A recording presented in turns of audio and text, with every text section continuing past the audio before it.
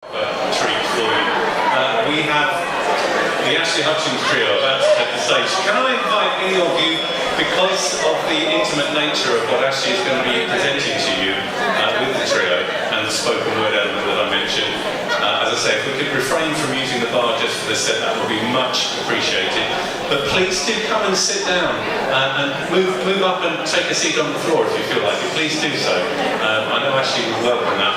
So without further ado from me, can I ask you to welcome the co-founder of Fairport Convention, of course, and the man whom Bob Dylan spoke of only relatively recently and called him the single most important person in the history of English folk rock. I give you the Ashley Hutchings trio. Thank you so much.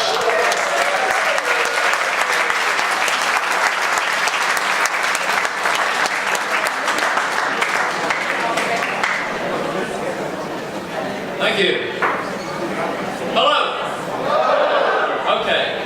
Now we get no show for the next hour unless you stop talking. Serious. I've slaved over a script. I don't want it lost. People chatting about what they're going to do tomorrow at the shops. There's lots and lots of lovely things to see out there if you want to chat, or you can appreciate what the ladies have done to their hair. I think it's worth the price of the entry. Will you welcome Ruth Angel, Becky Mills,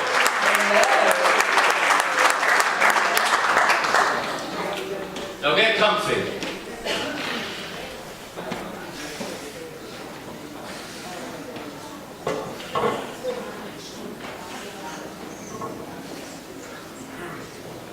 I'm waiting.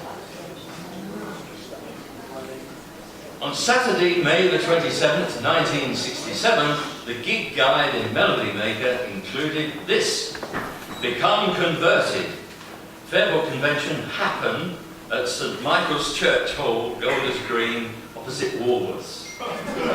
This is where it all began. I previously formed occasional bands playing a range of genres such as Hotfoot Hutchings and his Blue Jean Bouncers.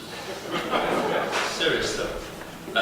The Stillwaters, the Ethnic Shuffle Orchestra, Dr. K's Blues Band, and Tim Turner's narration. Most had included, among others, individuals who convened to form the very first Fairport that night. Richard Thompson. Richard Thompson. Simon Nicol. Ashley Hutchings. I love you. And Sean Frater, who vanished after the first gig. Fairport's first gig was advertised on A4 posters as a mass conversion to the Fairport Convention. I remember about 40 people there. Doors opened at 7:30 and the gig ended at 10:30. Tickets were 6 shillings. For comparison, a pint of milk was 9.5 pence.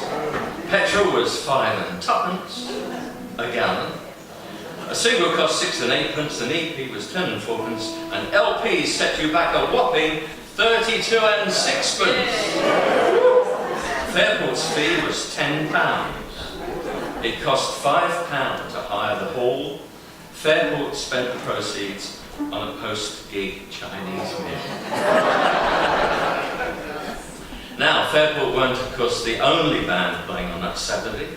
Indeed, they're not the only folk influence group making their first appearance. Here's where you would have found some of their contemporaries, including several future members of Fairport. Birmingham. Dave Pegg, who has recently left the Uglies, was rehearsing with his new group, The Exception, in preparation for gigs and radio work in Belgium and Denmark. Future Fairport guitarist Roger Hill was also in the trio. London, Festival Hall, Pentangle's first gig. Yeah, they were ahead of us, weren't they? London, Cecil Sharp House. Young Tradition played a chamber concert. Among those attending were Trevor Lucas and Bert Lloyd.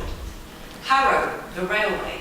Pyramid, a trio that included Ian Matthews. Nantwich, Pink Floyd at the Civic Hall. Fairport played with them regularly at the UFO Club in Tottenham Court Road. Birmingham, Dave Swarbrick returned to his old stomping ground with Martin Carthy. The duo had been playing together for 14 months since Swarb left the Ian Campbell folk group. Nottingham, Family played at the Britannia. Remember Family?